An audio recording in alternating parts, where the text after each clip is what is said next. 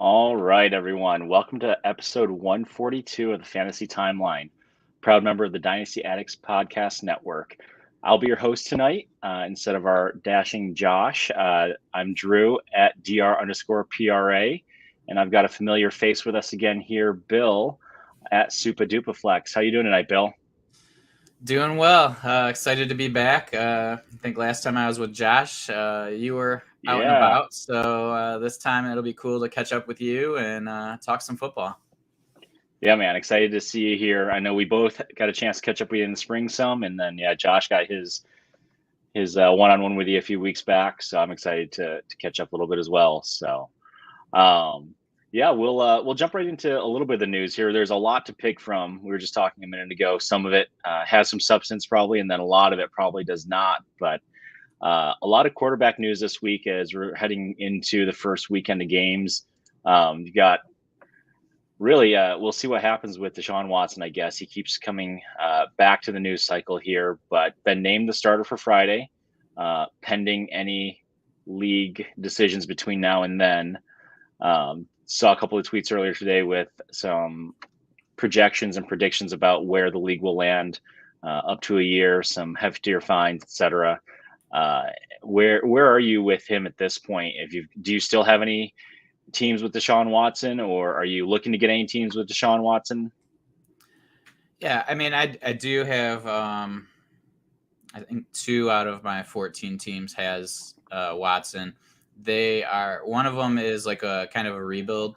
So it's like, I'm not too worried about it one way or the other. And the other league is I'm pretty deep at quarterback. So that's the teams I'm okay having him on my roster just because I'm not relying on him. I think if I'm rebuilding, I'm still, adding him. I'm not necessarily a person who worries too much about having people that maybe don't match my character. What I would have as my friends. Yeah. That's not necessarily what I impose on my fantasy football rosters. So I'm totally fine adding him if I can get him cheap. I don't think right now is the right time to add him, honestly. Like, I think that wait until they come out and give him his punishment, because I'm pretty sure it will be more than the 6 games. I think that we started to see the Watson value go up when they announced the 6 games, because everybody was just kind of like, oh, that's it. And so we see it's just going to snap back. So any discount you can get, there's a little bit of a concern. Is he going to all of a sudden still be Deshaun Watson immediately? He's been off for a year and probably a year and a half or more now.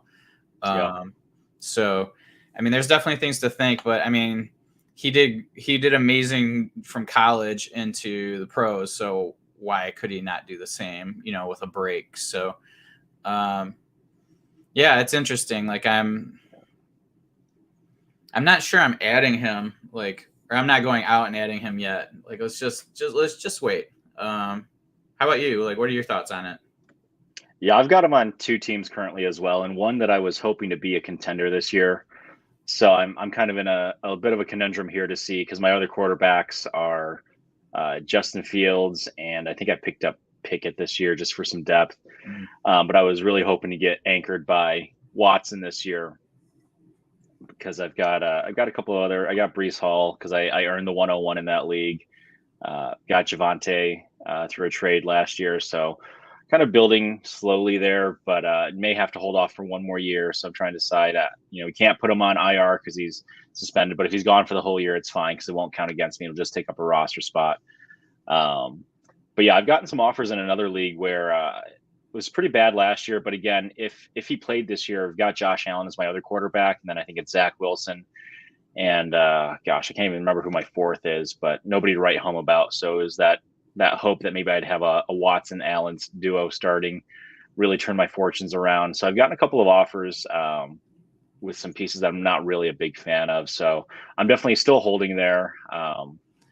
I'm curious what you'd be willing to, or what you're hoping you might see the price dip to in the next couple of weeks or few weeks here. Yeah, actually, I was going to bring up that same question to you. I think that, like, he's got to be like, I mean, his actual value is probably what, multiple firsts. But like, I mean, you might find somebody who's in that situation like you, who does want,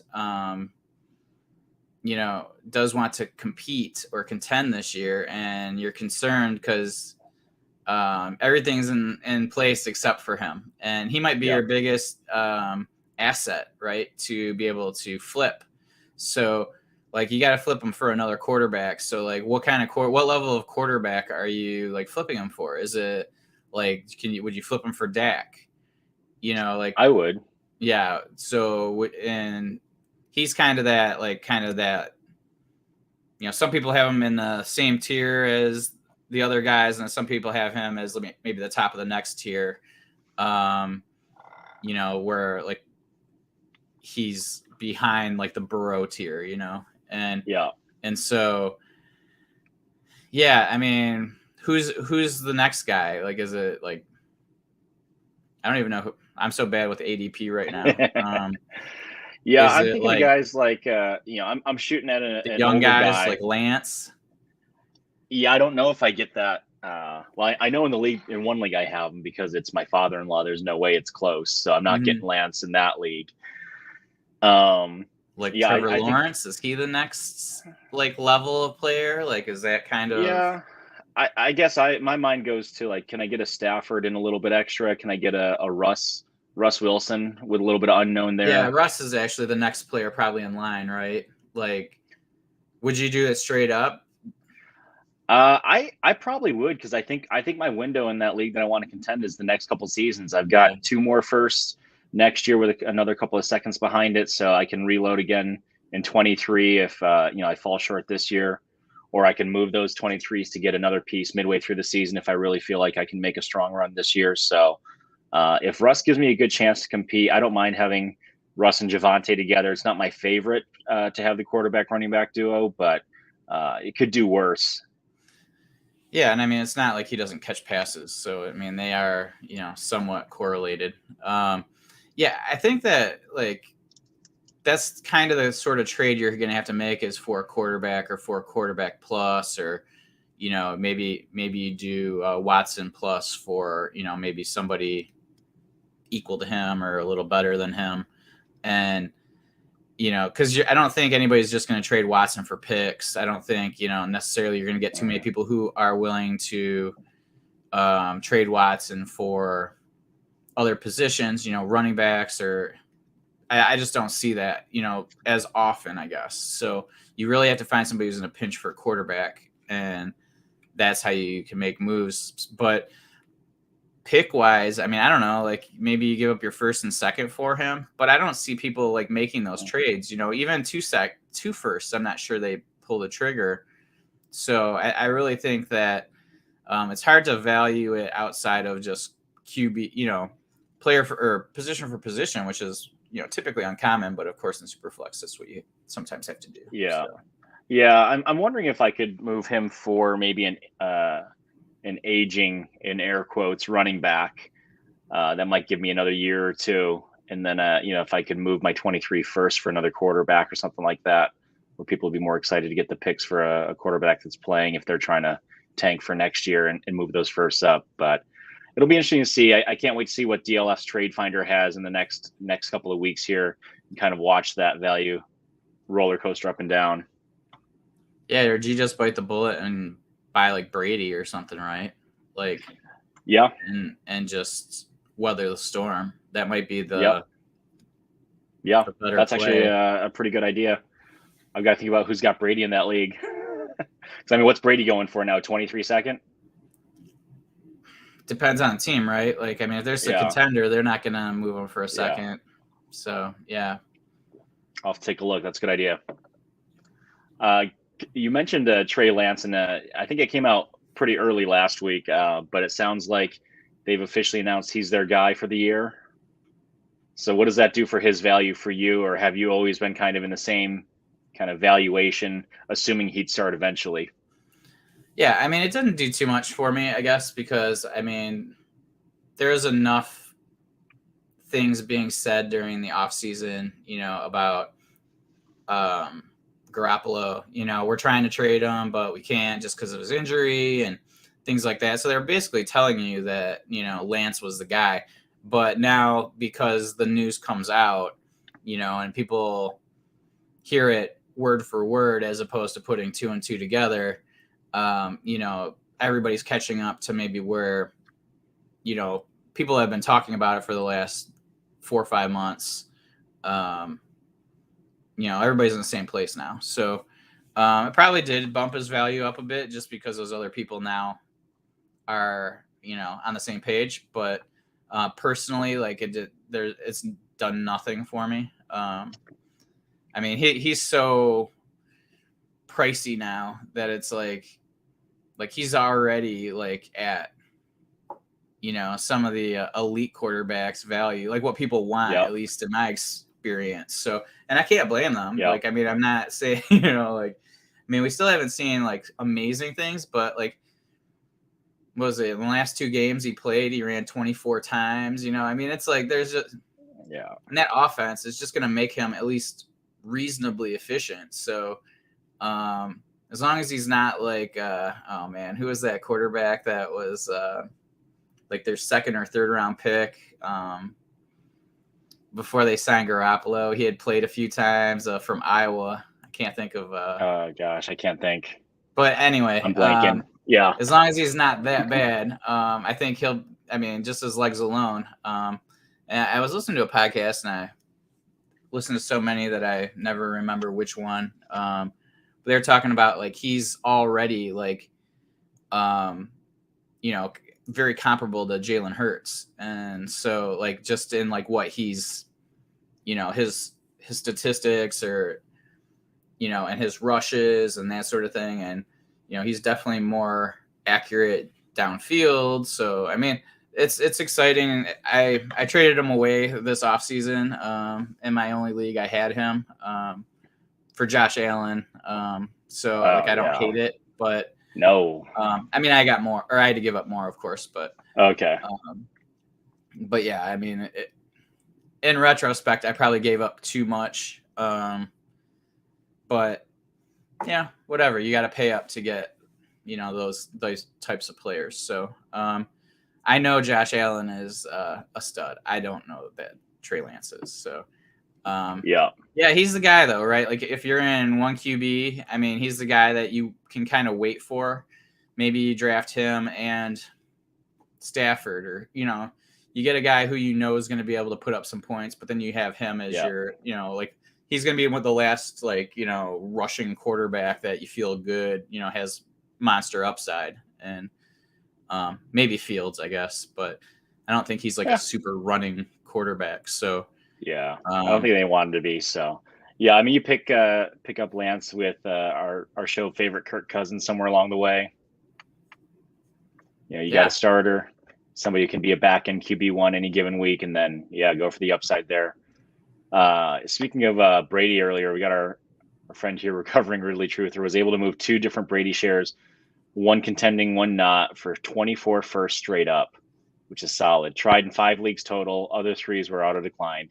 A 40% hit rate to go and grab a couple of 24 firsts is solid value, I think. What do you think about that, Bill?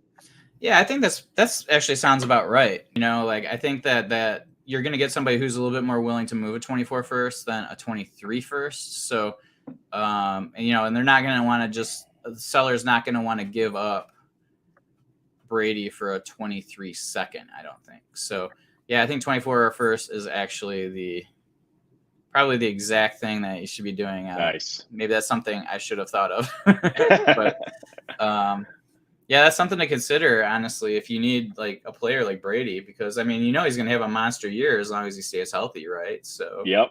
Yeah, I mean, his post 40 stats versus everybody else's career stats is just ridiculous. Like Barry Bonds. Yeah, he's of all the people out there, he's probably the guy that I trust the most to know his body the most and have an accurate and realistic view of what he can do. So if he thinks he can do it at 45, it's hard not to think that he can do it at 45. Yeah. I mean, you're signing up for 1 year, right? Like, I mean, Yeah. odds are he's not going to be back next year. And I mean, 24 first, it could end up being, I mean, arguably, it's actually a really good trade if you have Brady as well, because, you're giving up an asset who next year isn't going to be on the team for you to get that first. And so they might be starting to, tip a little bit, and you might get an earlier first that way. So that's actually probably a great trade each way. Yep. I like that a lot. And I'm hoping on the contending team that he was a little deeper at quarterback and felt good about doing that. So last kind of quarterback related piece of news here that I had, Mekhi Becton out for what looks like to be the season with a knee injury, part of what people thought might be a better O-line for Zach Wilson and the Jets. Where do you stand on Zach Wilson in general on a second year? Is he going to make a step forward? Does this really hurt him a whole lot, the right tackle side there, knowing the weapons that he's got now? I mean, it doesn't help, right? Like, I mean, most offensive lines aren't built with depth. So, like, I mean, that's why you see these journeyman tackles just bouncing around the league, because people, can't even come up with that third tackle for their team. So, yeah, I mean, it can't be a positive thing. I mean, my thoughts on Zach Wilson in general are probably the same as all the other guys, with the exception of Lance. It's just like, I really don't know, right? Like, I mean, it's just like, is Mac Jones going to take a step forward? Is Fields going to do anything on a shit team? Is who am I missing? Wasn't there one more? Oh, Trevor Lawrence. Is Trevor Lawrence gonna, I mean, I expect him. He's probably the one I'm second most confident in. I don't know. I think Zach Wilson might be fourth out of the five for me. But he has just as much chance. Second-year quarterbacks usually take a pretty good step forward. So, he definitely has the weapons. I mean, we've seen this so many times where, we've had these conversations about like Drew Lock or other players that end up getting all these great offensive players around them, and they couldn't do anything because they're not good. So we'll see. I mean, he was pretty raw. I think people thought he was pretty raw coming in. So I mean, maybe it is going to take him a year or two, and maybe Becton being out, it's going to be a positive thing, because he's going to have to let the ball go quicker and learn to make reads earlier and that sort of thing. So I don't know. I mean, I'm not super, like, I think I have him on one team. Like, what's your what do you think? Yeah, I mean, I think raw is a good word for it as far as the talent. Certainly got a strong arm. He had flashes, he had a couple of big highlight plays last year, but yeah, I think some of it comes down to what do you think about Brian Dable and what they're going to be able to put in for the offense there? Can they really replicate some of the success and the development that they had for Josh Allen in Buffalo? Which, I mean, the expectations are sky high, I think, in New Jersey. So we'll see what really happens. I love this here too from Ridley Truther. Watch Davis Mills be the best quarterback again, which I forgot totally about possible. Him. Yeah, I mean, yeah, he's an interesting one too. Like, I don't hate adding Kyle Allen to any of my deeper superflex teams just in case, it was just. But yeah, I didn't even think about that. Like, he might be the third best.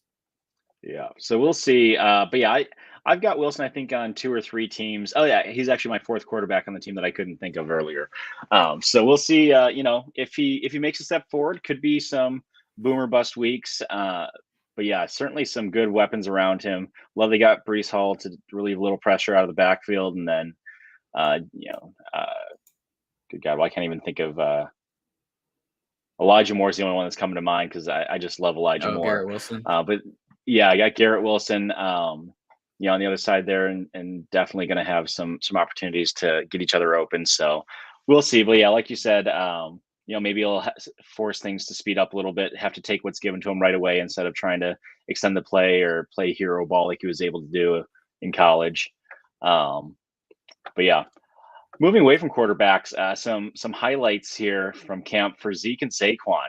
So talking about some older running backs. What do you think about these guys? Where do you think they land this year, inside or outside the top 10 for redraft? For the actual draft or for results? For results, yeah. Yeah, I mean, I think Barkley, we've seen, like, I've done a few best ball over the summer, and it's earlier in the summer Barkley was going reasonably late, and now he's almost all the way up into the first round now. So, like, I think everybody's expectation is, like, you start to kind of scan the running back landscape, and how many of these guys truly get 70% of the touches, running back touches, and he's one of them. So I would say, just based on what my expectation of volume is, and if I'm removing any sort of concern for injury, I think that he's in the top 10 for sure. I mean, unless there's some freaky touchdown, lack of touchdowns or something for him. But, like, yeah, I think that for redraft, he's definitely somebody that I'm considering taking, in that top, I don't know, 12 to 14. As for Zeke, I think he's starting to become undervalued. Like, he's never been a player that I've wanted on any of my teams, honestly, because I just rarely would pay up for him, because there's other players I would have preferred when he got picked. So I almost feel like people are so on the Pollard bandwagon now that, like, he's become super underrated. And I mean, I understand his ceiling's probably not what it once was, but, like, he's going in, like, the 4th round now, and it's like, I mean, it seems like a deal to me. So for for price, I would prefer Zeke, I think, between the two, but I think that, I think Barkley will finish ahead of Zeke, if that makes sense. Yeah. I like them both, and I'm getting ready for my oldest redraft home league here in a couple weeks, and trying to figure out. You always have a couple of folks that are going to be beholden to the name and the brand name, so I'm curious to see where a couple of these guys will go, because of knowing how deep wide receiver is. It's a standard league, no PPR, so it'll be interesting to see where wide receivers fall. So I'm really curious. I've got the first pick because I won our draft contest last year. It's 2 QB, so Josh Allen will be 101. Yeah, that'll be a no-brainer, and then we'll go from there. But I'm really curious to see who will be there at the 2-3 turn when I'm up for my next pick. So I think if Saquon's, I hope he makes it. I hope people are out because of maybe they're just a little burnt out on him the last couple seasons, and I will definitely take him at the 2-3 if he's there. And if he's not, I won't be sad to wait for the next turn and hold out hope and see if Zeke is there around the next turn. If people get, again, like you said, either on the Pollard bandwagon, or they're tired of not seeing the flashy plays anymore like they saw in the first 3 seasons with him. Yeah, I mean, especially you say it was standard, it's not PPR. Yeah. I mean, in those leagues, your running backs go so early that it might be tough. You might have to grab Zeke in the. Well, I mean, you might not get him, honestly. Yeah. Like, either have to take you're in a with weird spot for my those, 301. Yeah. So yeah, we'll see. But yeah, I do agree. I think Zeke in redraft is, for Scott Fish, seeing where he was going in a lot of drafts was super late. Yeah, this right here, I wasn't sure about this. Both Zeke and Tony Pollard are basically going around the same round in Superflex startups too, which is crazy. Maybe a round apart. I mean, they're only like a year difference in age, aren't they? Like, I mean, Pollard's it's not 25. much. Maybe, it might be like 18 months or something like that, but two draft classes apart or something. So, but yeah, here's the part of the news that I was really excited to get to with you here, Bill. Football is officially back for me because Hard Knocks is back. And I could not wait for last night to get that first episode. All the teasers are out there, the clips. We saw Josh was out here posting all the Jamal Williams clips for the breakdown and stuff. But yeah, what were your initial thoughts from the first episode as a Lions fan? Yeah, I mean, I didn't actually expect to like, I understand what Hard Knocks is, right? It's like a hype piece for the NFL. It's I think that they did a pretty good job of kind of covering, like, going over the coaches last night. That was fun, and that actually gets me more excited than the player portion of it. Just to see the coaches, and they're all former players, and those are the guys that are going to be around theoretically the longest, right? Compared to the players. So yeah, that was cool to see. I like Dan Campbell. He's definitely a guy that if you're a fan of the team, you're gonna like, you like his attitude. He's just a, no nonsense dude, but he shows that he cares about the players, and like, he's definitely like a player's coach. You can kind of tell that. Yeah. So, yeah. I mean, he's out there doing what, 20 or 30 up downs and warm ups with the defense. 40, yeah, on a bum wrist. Yeah, yeah, and he struggled those last 4 or 5, but I'd have made it like 4 or 5, I think. So. Yeah, right. But yeah, no, it's cool. I mean, it's always fun to see like the kind of the inner workings of practices, and the players. You knew that Jamal Williams, he's got like a big personality, so apparently he's a real funny guy. So like, we're gonna probably see a bunch of him over the next however many weeks there are, 4 or 5 or whatever. Yep. But yeah, it's cool. It's I mean, I'm definitely falling prey to the NFL propaganda. It was funny because I was at work the other day, and I'm talking to one of my buddies who works for me, and he's like, I said, at this point in my life as a Lions fan, I can be cautiously optimistic, but I'm never gonna get too stoked anymore. We're just battered fans, and then I watch one episode of Hard Knocks, and now I'm ready to like run through walls, and I'm probably more emotionally invested now in the team already, and so they did a good job, especially for us Lions fans. So. Yeah, it's always fun to see, but cool to see. It feels like Dan Campbell fits the city. You look at I think they mentioned it's 80 plus years of NFL experience between their coaching staff, which is pretty wild to see. So if you're talking about a bunch of guys who are going to relate to the team and really kind of guide them through, because of course they always kind of juxtapose the rookies and the brand new guys. Crazy to hear Hutchinson go up and share his signing bonus before he sings a song. And then you got the veterans that are there. A guy like Jamal Williams who really, went from a lot of success in Green Bay right down the road to Detroit last year, and with a 3-win team, and seeing the passion there, which was pretty cool. So yeah, I like it. I like how they do a twist every year. And it's easy to forget, the part of the narration was there's 32 people in the world that have the job title NFL head coach. What an elite group to be a part of, and to see, Dan Campbell's progression through that, and kind of the what's next and who he was able to learn from. So definitely made me appreciate him more as a coach. Hearing some of that. Yeah, that was actually probably the coolest part, was just him kind of talking about his history, and,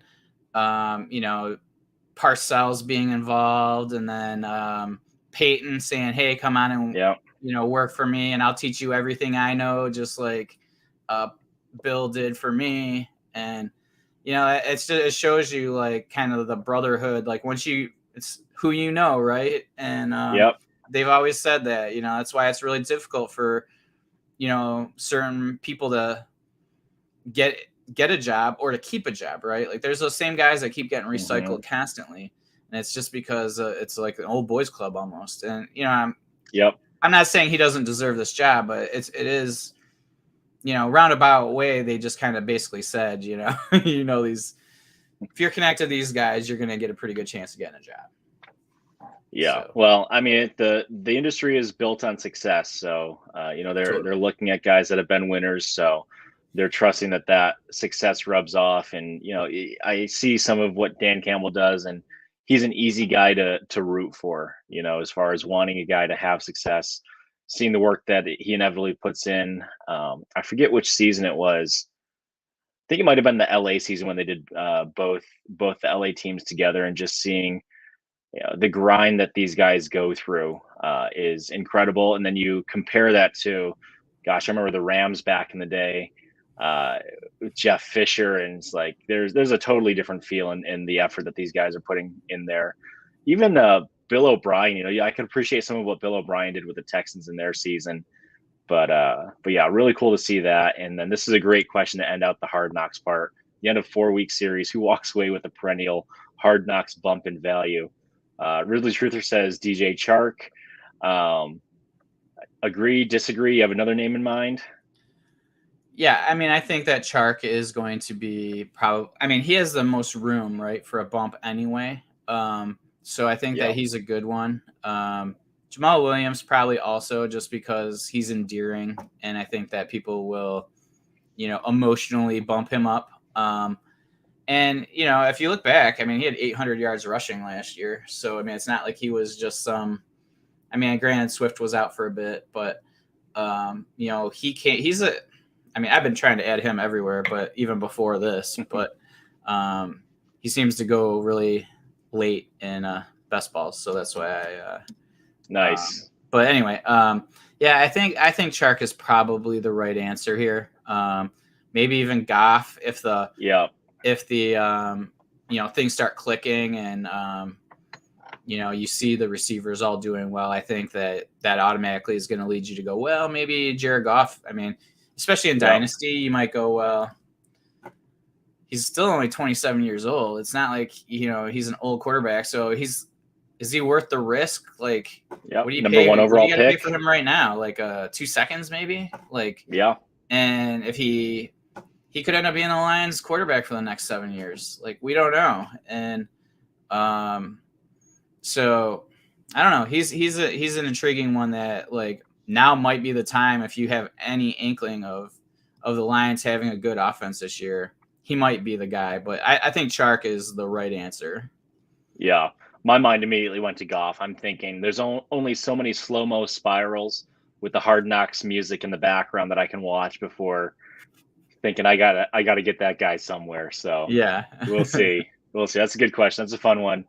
Well, cool. We've got a few tweets from the timeline here we can jump into, get some reactions here to a couple of trade polls that we've got, and then we'll see where we are after that. So the first one here comes from Chris Molina at ChrisMo2413. Dalton Schultz is being taken about 50 spots behind the tight end 3 Kyle Pitts. He's the much better value in redraft. They're both in the same tier, but Dalton Schultz was the tight end 3 last year with Amari Cooper leaving town, and Kyle Pitts was the tight end 6 with a worse QB and Drake London coming to town. There's a lot to pick apart in this, Bill. The first statement is Dalton Schultz the better value than Kyle Pitts in redraft?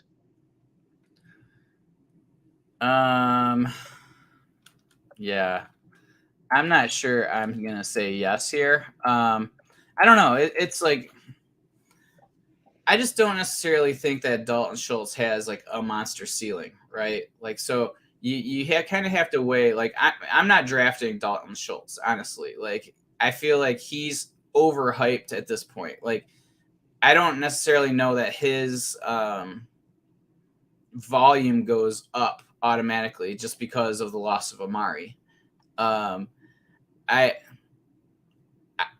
I'm probably the wrong guy. Like, I don't see it. I'm not sure I'm going for either of them, depending. I mean, but who's the better value? I don't know. I feel like Pitts has tight end 1 upside, right? Like, you can pick apart any of those top 5 tight ends, and there's something you can argue against each of them. And so, like, the thing that changed the least is probably Dalton Schultz, right? Like, so the next tier down. I don't agree they're in the same tier. Better value. I don't know. Like, because for me, Dalton Schultz, would I rather want Dalton Schultz or wait a couple more rounds and get like Dallas Goedert, like, or something like that? You know what I mean? Like, I feel Schultz is so hyped up, compared to like what I think his ceiling is. You know, he was the tight end 3, but what was he in points per game? You know what I mean? Like, I don't know the answer to that. So I don't like to take accumulation stats rankings. I think I would prefer Pitts over Dalton Schultz at their price. They were both very similar in points per game. Schultz in the TA4 league I'm looking at came out at just shy of 16, and Pitts came out just ahead of 15. So within a point per game. But Pitts had 1,000 yards and one touchdown versus, right? Yeah, versus Schultz, who didn't quite hit 800 yards and 6 touchdowns. And he might always have more touchdowns than Pitts, but at the same time, Pitts was so like, you know, he did not get the expected touchdowns that, you know. Yeah. So you add another, even if he scores 3 more touchdowns, you know, that's 18 points. That's an extra point per game. So, yeah, I don't know. I think that I would much rather Pitts. But I'm not drafting either of those guys in redraft. Yeah. I'm either going. I'm going tight end late this year. Personally. So I could be tempted by Andrews. That's all right. No. It is true. Once you get outside of maybe the top 2 or 3, which even for redraft, right? I mean, Kelsey's got to be in the top spot for redraft still, with Tyreek leaving, still Mahomes. It's one season. We'll see what happens with Andrews. Hollywood's out, but you know, is Bateman going to step in? Is Dobbins going to come back healthy, and are they going to revert back to more running again? And then you get to like Pitts, and that's about it, right? Yeah, and Pitts, then after Kittle, those 3, Waller, like those. You start stair-stepping yourself down. Though it's the opposite of what I do when I'm looking at like buying a new car. Like I say, my budget's this number, but hey, if I go up a few thousand, I can get to this trim level. But if I'm going to spend this few thousand, I might as well go up to this next size of vehicle, and then before you know it, you've doubled the cost of your car, right? And this tight end's like the opposite. You can talk yourself down from the tight end 3 or 4, and then talk yourself into being happy, like you said, with, you know, a Goddard, a Gesicki, something like that. And even from there, I think there are people that are talking themselves out of it into going like volume with, you know, Cole Kmet and couple guys like him later on, Cole Kmet, Noah Fant, and maybe like a Freiermuth or something like that. It's like, oh yeah, screw it, I'll just play the matchups. Well, and look at like how close, like, I mean, I'm pretty sure that Kittle is going in like the 5th round right now. And so like, I would much rather have Kittle in the 5th round than Schultz, like where he's going. And I think, which is the 6th. So like, I would much rather have like a tight end, like, you know, people believe is the best tight end overall in football, you know, and an offense that you at least trust the coach. You know, there are question marks, absolutely, but I don't know. I hate looking at last year and just adding more volume because somebody else left. Like, I think that's a fool's errand. And but I can see the thought process too. Like, but I'm just not gonna spend a pick. There's so many other players I would rather in that area, so it's just nah. Yeah, I'd agree. Yeah, it's I could see some of the shock value when people are reading that, and some of the visceral reaction people had when they saw that he thought Schultz and Pitts are in the same tier, and then Schultz was the better value. So hopefully, Chris, you get the guy that you want. Hopefully, you get some of the guys in the earlier rounds that you get instead of Pitts this year, and we'll see what happens with Schultz. So let's go to the next one here from DH47, D Heaton _47, the 12-team PPR dynasty. Would you rather have Breece Hall or Travis Etienne in a 23 second?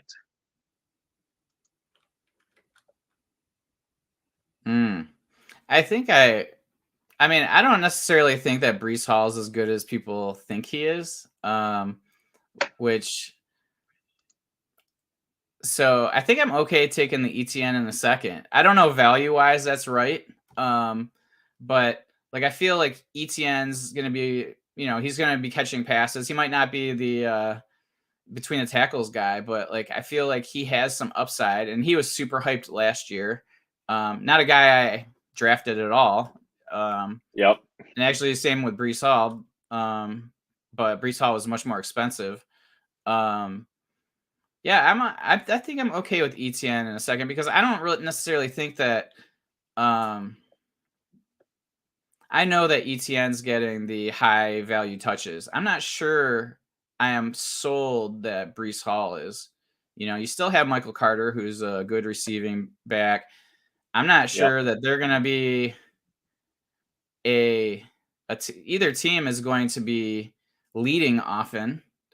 So I mean, you want the receiving back, the definite receiving back. I think so. Yep. Yeah, I think it's probably. I bet you Brees Hall's probably still the value if you do calculators or look at ADP and that sort of thing. But I think I'm okay. I mean, especially if I think that it's kind of a lesser team getting an early-ish second, in 23. I think I'm totally fine doing that. But I'm Yeah, probably in a minority. it's actually very close. I think it was further apart when it started. And I think Brees Hall was behind quite a bit when I voted early on. And then he came back to win out in this poll 52 to 48%. So basically the same. Yeah, I think I am still a little concerned about the injury to ETN last year, the foot injury, and seeing how he bounces back. And the seconds, I know we all are expecting 23 to be a loaded class, and it's possible to, find great value in the second. But I think I go with the value in Brees Hall. And then, we'll see what happens with him this year. And running backs, as they go through their first, second season, if they have any kind of semblance of success, even look at where Javonte is from last year, and the value he has. Some people are trying to detract a little bit with Melvin Gordon being back, but you've got just as big of a crowd on the other side, reminding folks that Melvin Gordon is 29 years old. He's there to spell Javonte more than anything else, and I think you could probably still get this same kind of trade, I think, into the season if you wanted to, and you wanted to get out of Brees for some reason.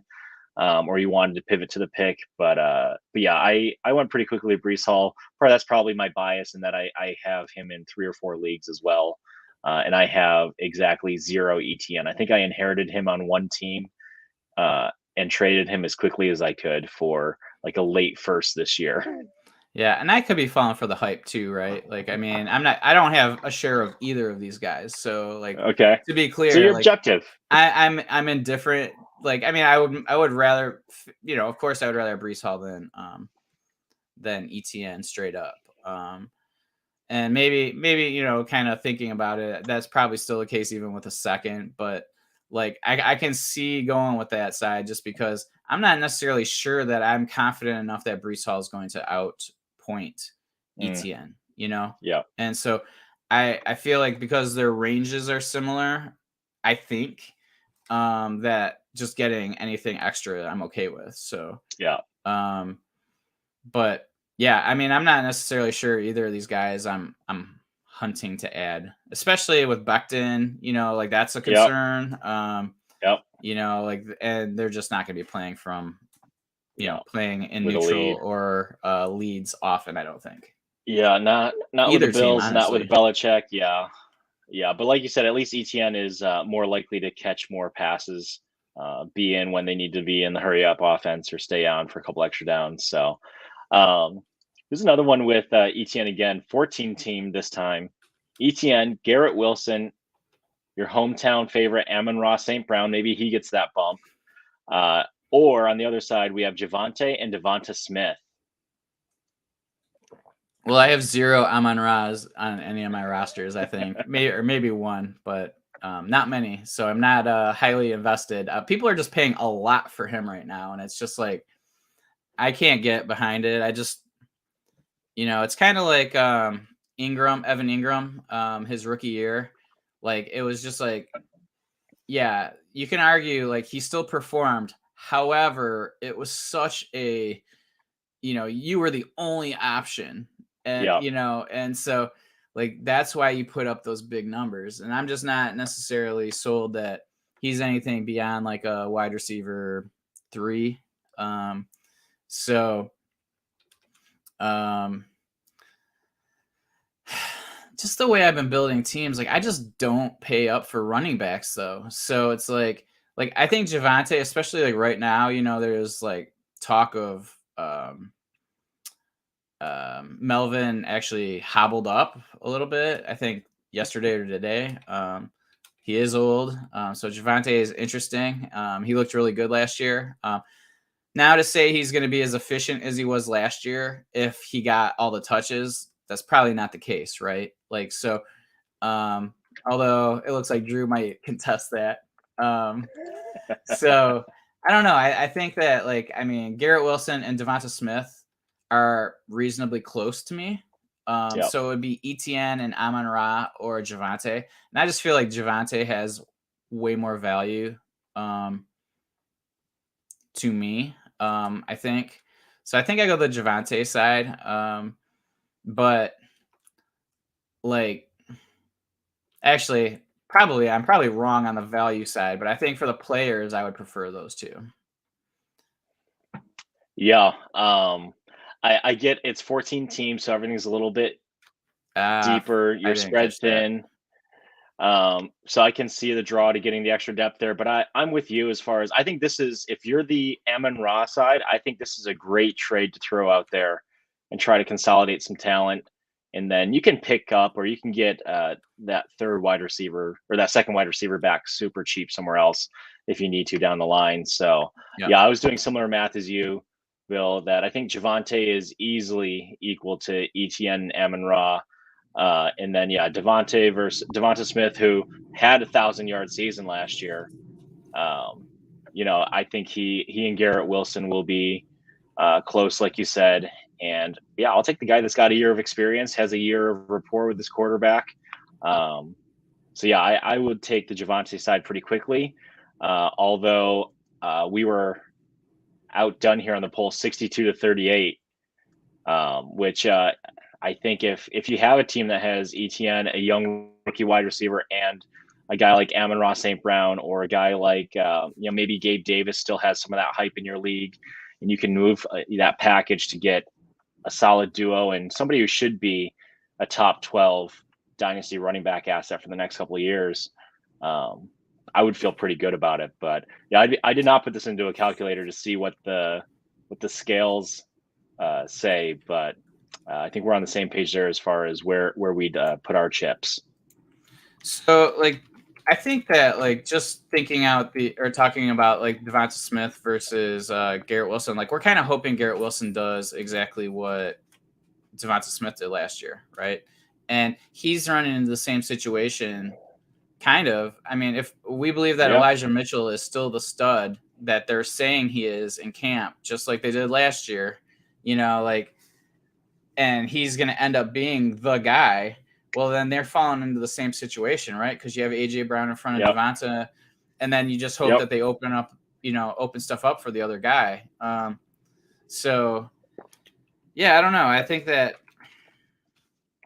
Devonta Smith might be undervalued at the moment. So I think this, just in a lot of ways, this is a good trade. I'm actually putting it in the Dynasty trade calculator. DLF or DTC? Nice. Yeah. Nice.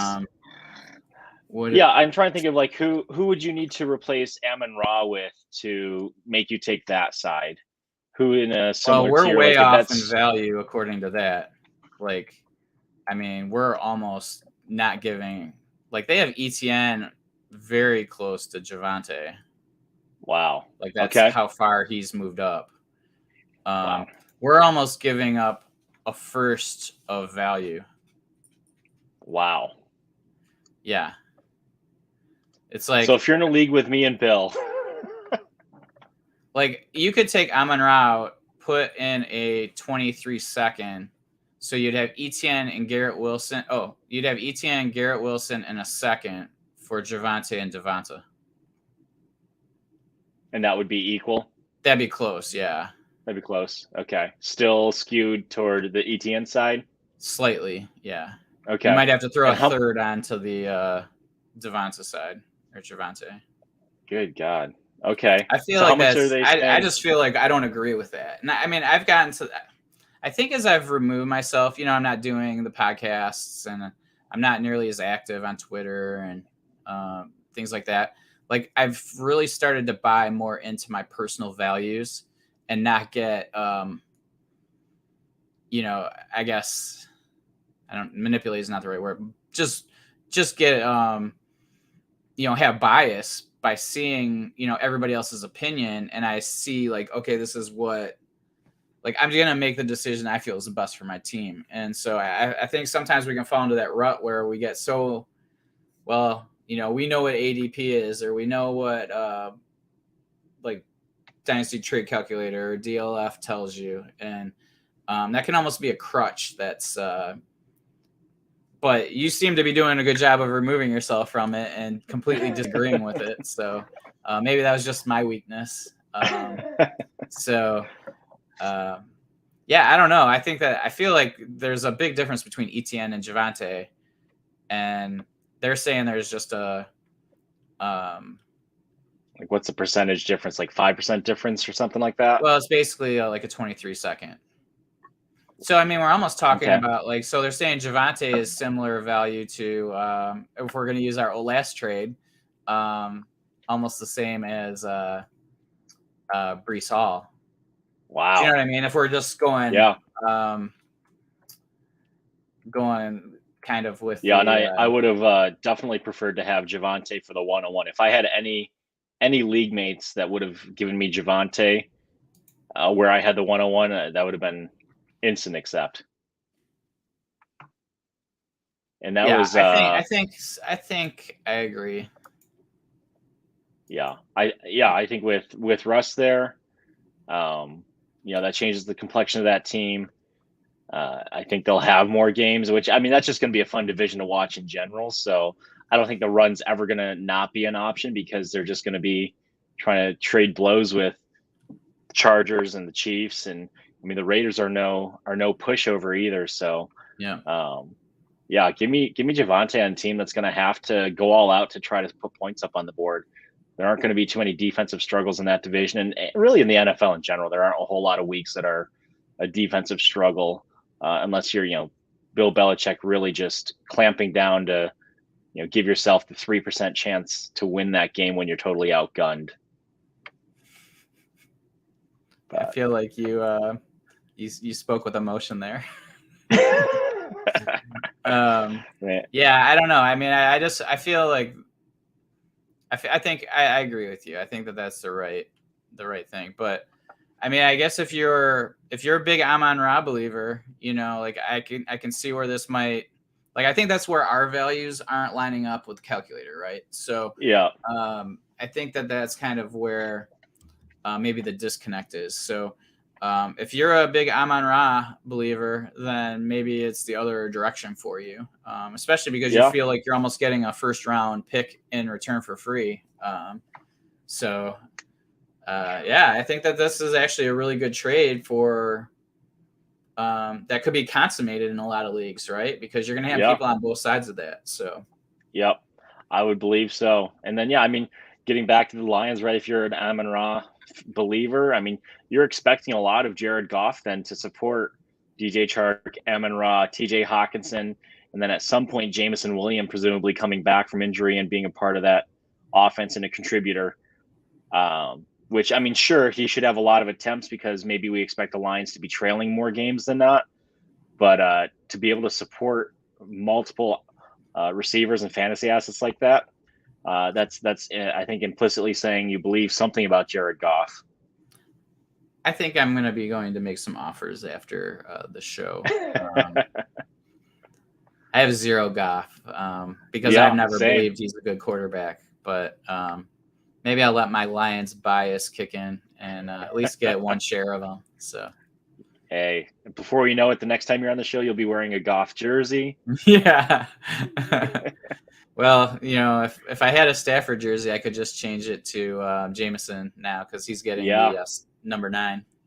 I saw that. How do you feel about that? Yeah, I mean, any feelings? Yeah.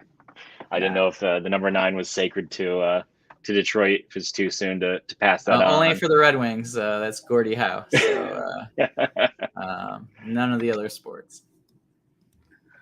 Oh man, I'm I'm so sorry. I just missed what politically correct. I'm not sure what Ridley Truther was referring to there. So I don't know if that was you or me trying to be politically correct. I don't feel like that's either of us, but never know. Anyhow.